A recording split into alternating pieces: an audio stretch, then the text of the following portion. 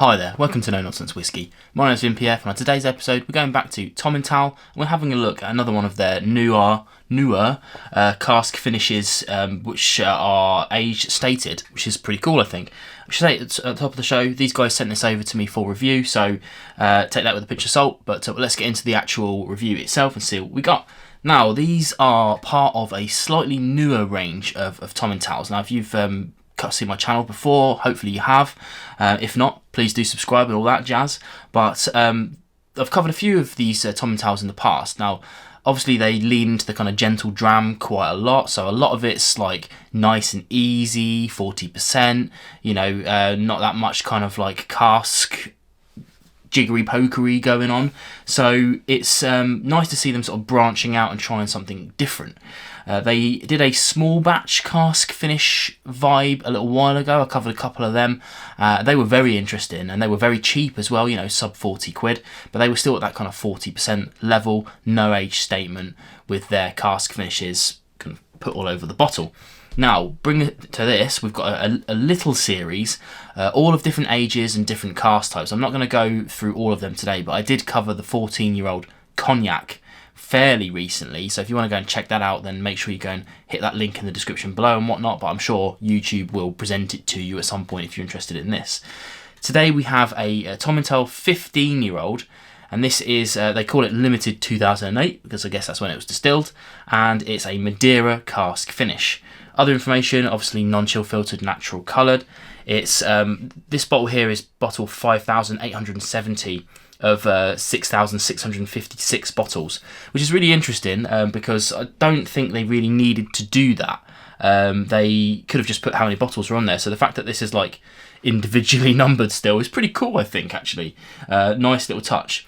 But the crucial stat on this is that it's 46%, which is a nice little bump up from the kind of traditional Tomintoul vibe, which is a good shout.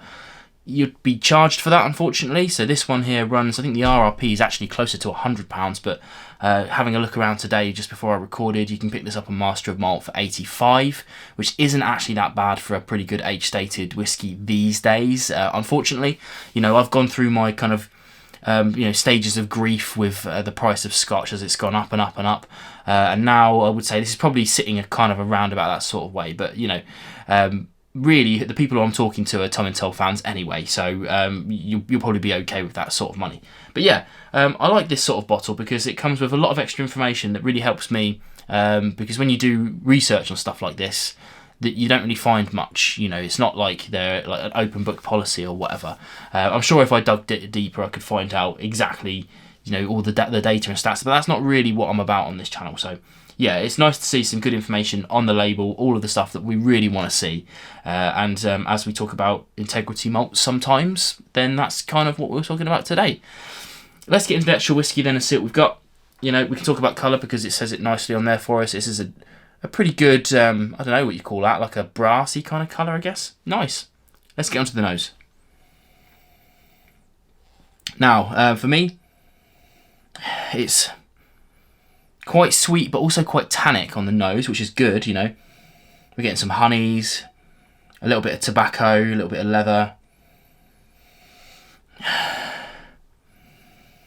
Yeah, it's quite a light and inviting nose, I'll give you that. Which is nice, you know, that's exactly what you want. Let's try on the palate.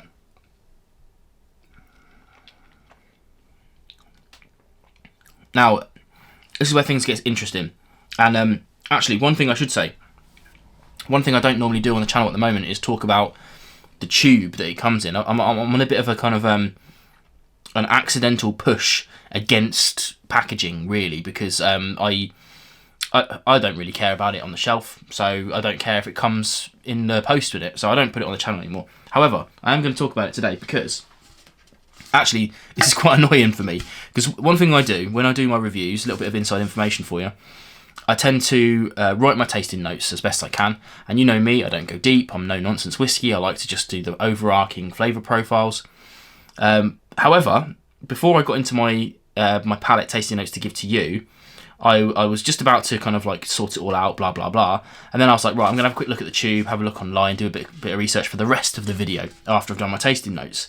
And my tasting notes are raisins, dark treacle, and oak. And if you look at the back of the packet, my God, they've got it. They have it bang on here.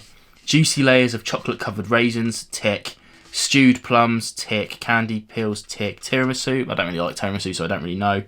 Married with licorice, treacle toffee, and peppery oak spices. Now, I'm sort of having a bit of a joke about this because, like, if you looked at my tasting notes and saw that, you'd think I just ripped it straight off the back of this packet. But genuinely, I write my tasting notes beforehand and I write them nice and basic, and I just get whatever I get. And more often than not, the generic, the actual tasting notes that come out from the proper distillery, they are, really wide from mine, because mine are just whatever I get, and that's whatever the person who wrote them got. So when we meet and get them exactly right, it's really interesting, that is. Yeah, I mean, on the nose, they're talking about maple syrup and all stuff like that, and I was just like, yeah, maybe. But yeah, the palate, what they've got in the back of this is absolutely bang on. But yeah, there you go. That's just a little bit of an insider into me. The finish is huge. It's like really long, really sweet at the start, and then disappears off into that kind of dark chocolatey vibe that we were talking about earlier, that kind of dark treacle. And the spiciness, the kind of gentle spice that goes all the way through it is really quite lovely and really quite inviting. There's no kind of sour notes, there's no dropping off at the back end. Just lovely, just a really good, well-rounded dram. Now for me, obviously one of the things I like to talk about is kind of value on the channel. So 85 quid is obviously a little bit much for me, generally speaking, as a consumer. Really glad to have been sent it over. However, I think it's quite within the wheelhouse of what we're talking about here. A 15-year-old Tomintoul that's been cask finished, as a bit of an extra expense to the whiskey making process. Obviously, they've picked excellent casks for this. They're not just chucking any old casks around like some people do. So, a lot of care and attention has gone into this, and I think it's probably worth it. The RRP, when we're looking at that kind of £100, then probably not, but the 85 quid I've seen for it today is not too bad at all. So yeah, if you've been looking at this and you're not sure, probably a good time to take a plunge. If you're a Tomintoul fan, then you're definitely going to like this, that's for sure, because it's not too much of a departure from their normal vibes, but enough to be interesting. That 46% plus the cask finish. Nice, I like it a lot. So yeah, I'm enjoying this one. Hopefully you are too. Let me know in the comments below what you think about it, and if you've tried any of this new age-dated range. I'd love to know which one to go and try next. Cheers.